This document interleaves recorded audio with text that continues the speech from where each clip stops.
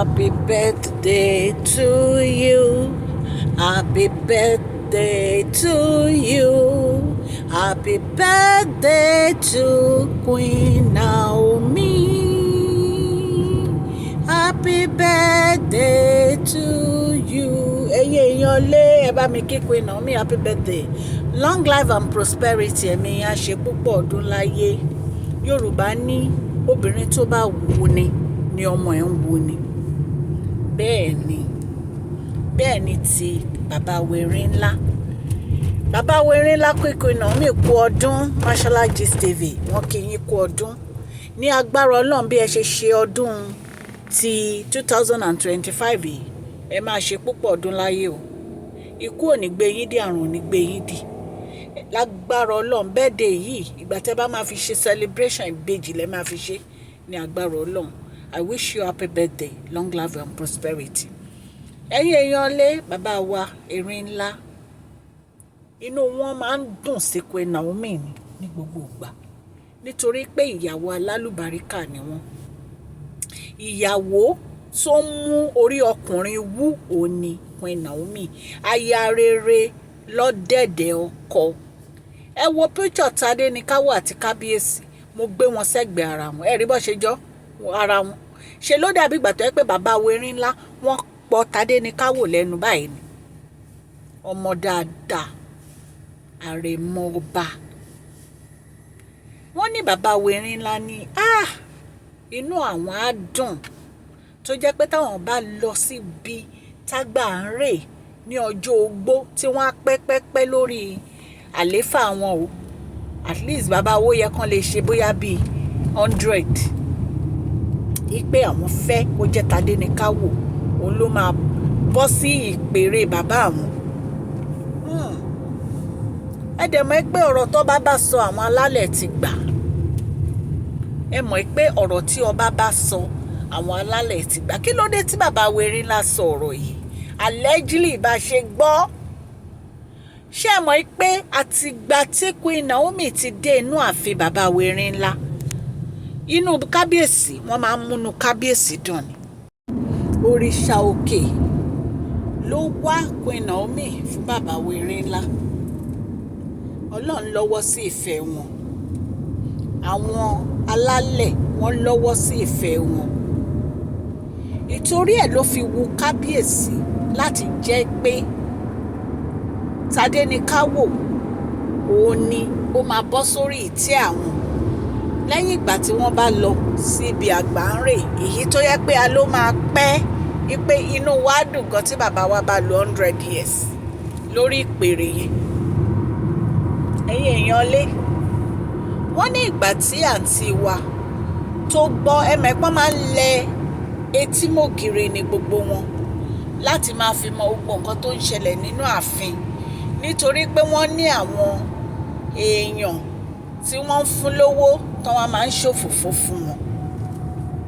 Gbogbo wọn ló ní àwọn tó ń fún lówó tó wá ń ṣòfófó fún wọn nínú ààfin. Wọ́n ní àǹtí wa sunkún ni o. Kí ló dé? Ìgbà tí àǹtí wa bí ọmọ beautiful handsome boy yẹn torí mo like ọmọ yẹn ó fine gan. Àǹtí wa ṣe àwọn àṣìṣe kan tí ò dáa rárá. Èyí tó jẹ́ pé ṣe làǹtí wa ló bẹ̀rẹ̀ sí pé ọmọ yìí ní double prince of Ilé-Ifẹ̀. Wọ́n ní blue blood lọ́mọ àwọn. Wọ́n ní double prince ni.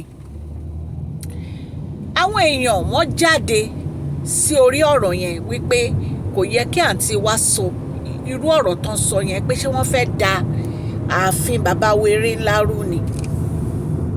Ipe ọ̀rọ̀ tán sọ yẹn ó kọjá inú wọn.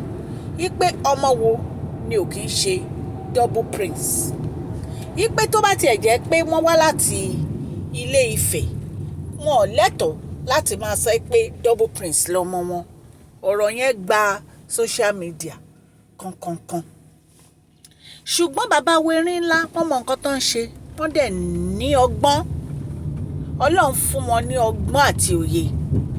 Wọ́n bẹ̀rẹ̀ sí pìpìà TADENIKAWO fún gbogbo àwọn ritual tó yẹ kó ṣe pátápátá lọ́tún lósì ni wọ́n ń ṣe gbogbo àwọn ritual yìí pápápá náà ń ṣe nítorí pé wọn ò fẹ́ kí èèyàn kọ́kọ́ jáde lọ́jọ́ iwájú kán ní ó kù ritual kan tó yẹ kí Tádéníkáwò ṣe o kò dẹ̀ tí ì ṣe é.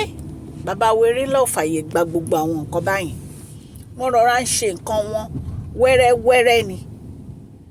Nítorí bàbá wẹ̀rẹ̀ ńlá wọ́n mọ significance ritual tó yẹ kí Tádéníkáwò ṣe ní one age to the other, torí àti ẹ̀gbọ́n pé 10th birthday ẹ̀ gan wọ́n ní ó ní àwọn nǹkan tó yẹ kán ṣe tó bá pé ọmọ ọdún 10, èyí tó jẹ́ pé bàbá wẹ̀rẹ̀ ńlá náà wọ́n tún ti ń gbègbèsẹ̀, wọ́n ti ń palẹ̀ ẹ̀ mọ́ ẹ̀yin èèyàn lé.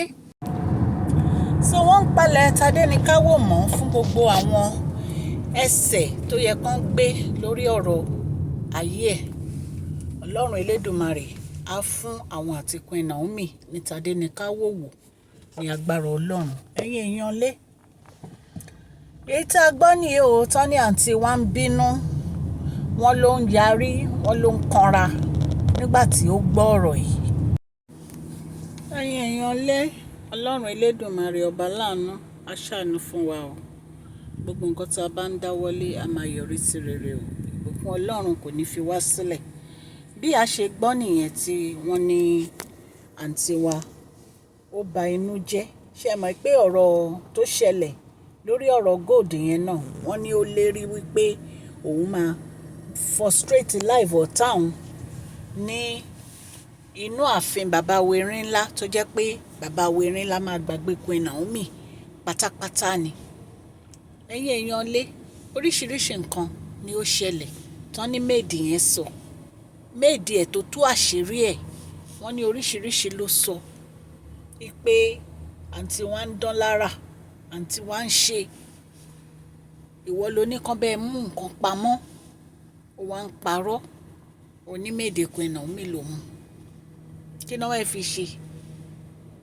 Wá ló máa sùn Queen Naomi nítorí àwọn náà wọlé tí nǹkan yẹn fi sọnù. Ṣùgbọ́n Ọlọ́run tó ń jà fún Queen Naomi kò ní fi Queen Naomi sílẹ̀. Nǹkan tèmi mọ̀ nìyẹn. Ọlọ́run á máa fi ṣọ́ ẹ̀ṣọ́ wọn, Ọlọ́run á dẹ̀ máa dáàbò ẹ̀bùn. Lẹ́ẹ̀kan sí mo kí Queen Naomi happy birthday, long life and prosperity. Ẹ̀mí yín á ṣe púpọ̀ ọdún láyé. Ẹ̀yin èèyàn mi, mo rọ gbogbo ẹ̀yin èèyàn wa wípé ká máa ní sùúrù, ká dẹ̀ máa kún fún àdúrà, ká dẹ̀ máa fi àdúrà ran Nàìjíríà lọ́wọ́. Ní agbára Ọlọ́run ọ̀rọ̀ wa dayọ̀. Mo kí gbogbo etí tó ń gbọ́ mi ní orígun mẹ́rẹ̀ẹ̀rin Nàìjíríà àti lórígun mẹ́rẹ̀ẹ̀rin àgbáyé. Ọlọ́run á mú inú wa dùn bí a ṣe ń wọ inú Easter yìí lọ, torí àwa onígbàgbọ́ a máa ṣe ọdún Easter. Mo wish gbogbo yín ní happy Easter in advance. Ọdún ayọ̀ la máa ṣe.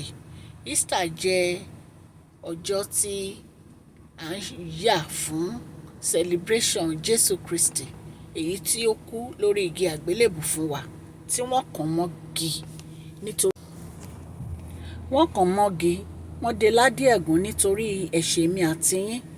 Ó kú láti kó ẹ̀ṣẹ̀ wa lọ, láti jẹ́ kí